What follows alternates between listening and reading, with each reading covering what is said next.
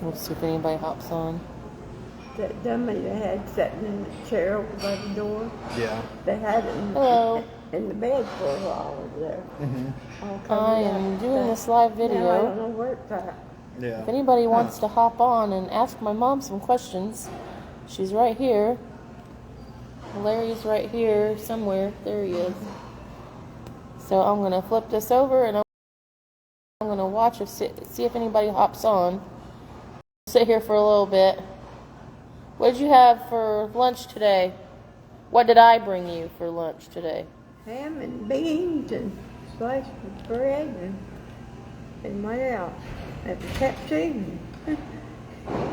And I brought you Larry. Yeah, maybe. And him for lunch today. Yeah. And you have enough left over to have for your supper tonight. Yeah, I had enough left over to go with supper. Yep. So I'm pretty sure if anybody's going to ask you anything, they're probably going to ask about recipes or something. Hi, Barb. Yes, she does look beautiful. Ashley said, hi, Grandma. Hi. But she's doing okay. We're just sitting here visiting in the cafeteria. And just seeing if anybody wants to ask her any questions. So we have some conversation going on here. Happy. I don't know what kind of conversation. I don't know. I don't know anything. Well, what all do you know? I don't know. I don't know. Well, don't ask her about her men. Don't ask her about her Yeah, you boyfriends. shouldn't ask her about her boyfriends. Do you have boyfriends in here? I have male friends, but I don't know whether you call them boyfriends or not. I had one just with me just a little while before you got there. Really? What's his name? I don't know what his name is. He just comes, he walks by and he comes in and visits. Yeah. Yeah. The guy that used to bring her cookies, he left and went to another facility. He went to Winmore. Winmore. Yeah. Yep, he was not. He was nice. Then there's another one in a wheelchair comes out, and when he comes back in, he waves as he goes by. Well, that's good. It's nice. I hope that guy don't fall out of his chair. There's several of them that waves as they Yeah. go by. How often do you play bingo? One that has the bingo and stuff is on vacation right now. Uh-oh. So no bingo? No bingo right now. I don't know when she'll be back. Well, she better hurry up, huh? Yeah.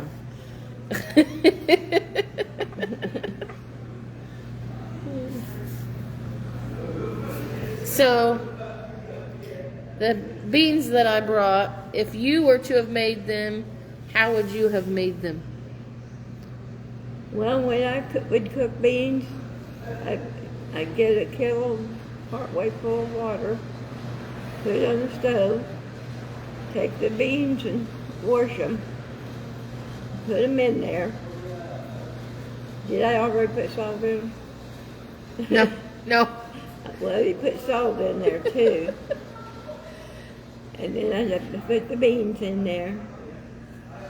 And I'd get ham hocks and drop them in there. And sometimes I'd cut them in half, depends on the size they are, and drop them in there. And I'd take an onion and peel it and cut it in half and drop it in there. Depending on how many beans I had, what size onion I used. Yeah. Hi, Randy. And let's see, then I'd cook them and put them on in the morning. I'd cook them, get them, get them come to a boil and let them boil a little bit, and I'd turn them down. Turn them down on low and let them cook all day. I'd put the flavor in there. Yeah. And I think that takes care of the beans, doesn't it? Yeah. How long do you cook them? Biggest part of the day. Because I start them in the morning. Yeah. And then they'd get to go boiling real good. Then it's turn the heat down on them. Turn it down. and I turned on a, not real low, but I turned down low enough where they just have it just more or less be simmering all day. Yeah. No crock pot for you. You cooked them on the stove. Yeah, I cook everything on the stove. I use my crock pot. I made the beans in the crock pot. But I cooked them overnight. I don't even have a crock pot, or I didn't have. I have two. I have a fancy one that's that you program. It's digital and all that, but I don't even use it anymore because it takes up too much space on the counter. I use my little my Hamilton Beach one. I more or less try to cook beans like my mom would cook them. Mm-hmm. Yeah. She'd put them on, get them to boiling real good, then put them on the cooler side of the Yeah. stove. She would have a hot side, then a cooler side, and when they got to boiling real good and stuff, she scoot them over and put them on the cooler side. Yeah. And have drop the onion in there, cut in half, drop it in there, put the lid on it, and cook it all day. Back to cook stove. Randy says they're making beans today. Been on since 9 a.m. Say hi to Randy. Randy's watching. Randy's watching. Yep. Okay. You hear how I cook beans? Yep. That's why I always cook beans. Yeah. Yeah. If it ain't broke, don't fix it. That's right. I get too occupied with other things to cook the beans on the stove because they would probably burn if I cooked them on the stove. If I put them in the crock pot, I don't have to worry about making sure that they have enough liquid on them or whatever. So I'd put them on there, put water in, make the water at least an inch above the beans. Now, do you wash them first? Yeah. I wash beans. And I soak always 'em wash overnight. first. Yeah. and soak them overnight, right? Yeah. I soak them. That way it wouldn't take as long to cook, but Now I when- cook them most of the day though. When you Slow. soak them, because I don't soak mine. When you soak them overnight, do you soak them in salt water or just plain water? I put a little salt in it.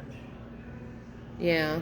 I wouldn't put a whole lot because when I put them on to cook on the stove, then that's when I put the main salt in. Yeah. I put just a little salt in there. When they're soaking up in the water, they soak up a little bit of salt.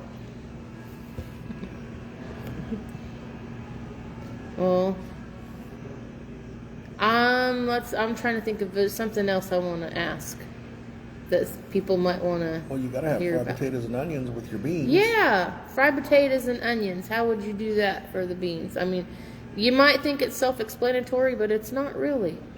You too, when I make the fried potatoes with the beans, and when I knew I was going to have fried potatoes and beans, I'd get some bacon, and I'd fix up bacon in the morning, Yeah. breakfast, and save the grease.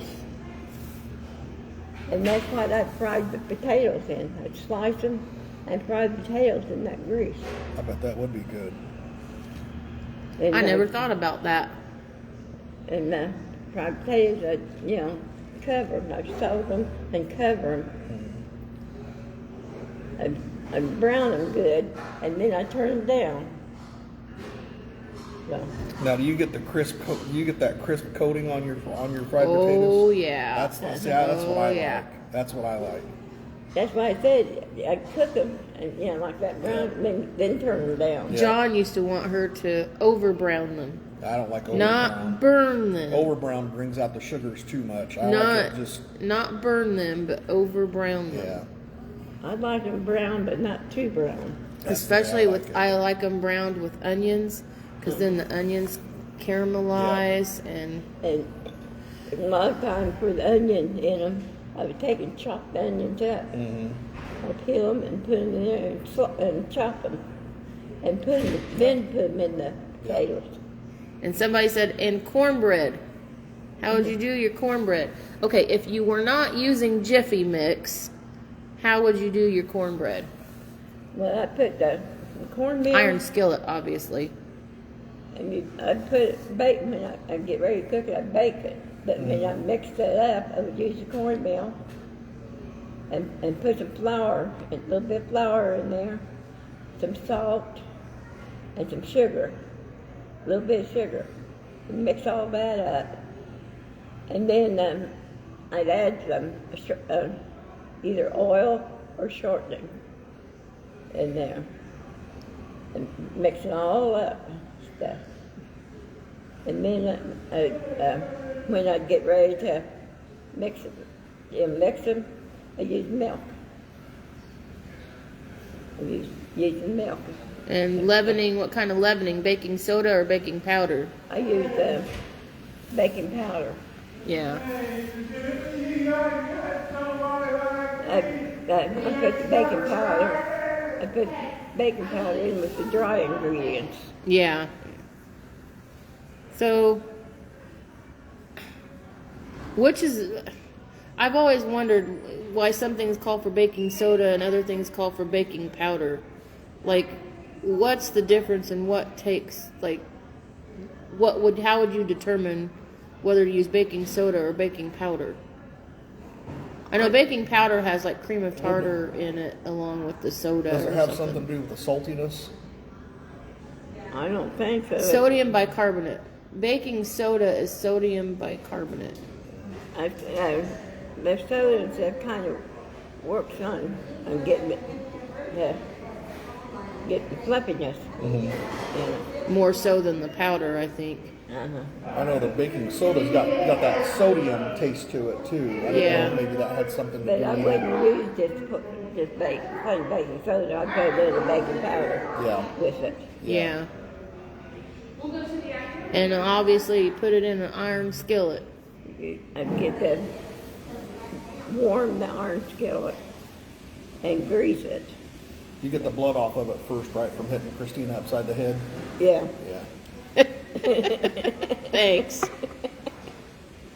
And then I'd grease it. Yeah.